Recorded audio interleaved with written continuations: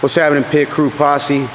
I got my man here, Steve Melero, Doc Melero. Hey, how's it going, Steve? It's going well, guys. What are we showing the Pit Crew people right now? All right, today we're going to talk about the back squat and getting set up, and we're going to talk about hand position or grip position, bar placement, feet position, and then different techniques involving speed of movement. So I will show you explain a dive bomb technique, a technique which I like to call a dip. I'll explain that, and overall, regardless of what you do, you just got to try different things, see what works for you, and produces the greatest force. So great. We'll start off. You're going to grab the bar. You want to get a good grip. Usually you don't want to go too wide, because what we're trying to do is create a shelf back here. So by bringing your shoulder blades together, you create a shelf to place that bar on, and it'll help you stay tight and keep that bar in a good spot. So I usually use the line here as a good reference point. Go from there. Can we see those lines? Yep. Right there. I put my pinky on that. Again, you got to see what works for you. All right, so I got my grip.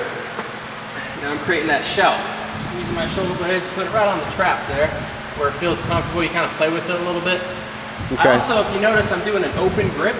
That helps me keep my elbows underneath the bar.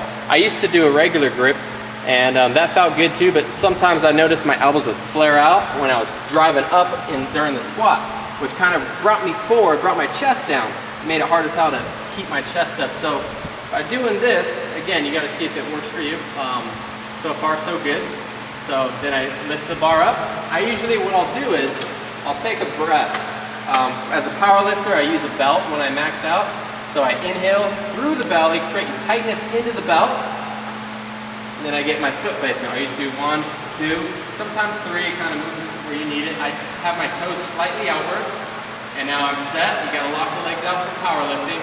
Wait for the head judge to give you the cue to start. I'll say start, squat, and I come down under control, and then I kind of drop, explode up. Whoa. So I use a little stretch reflex there at the bottom.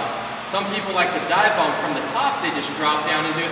I usually come down under control and then just above parallel, I'll squat down to really get a little stretch out of the hole.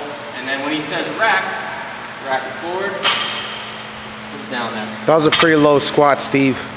But keeping with the traditions and the ethics of the pit, we squat definitely low, just like Doc Steve there goes. All right, Doc, that was great. That was awesome. All right, front squat time. All right, let's take it over, Cap.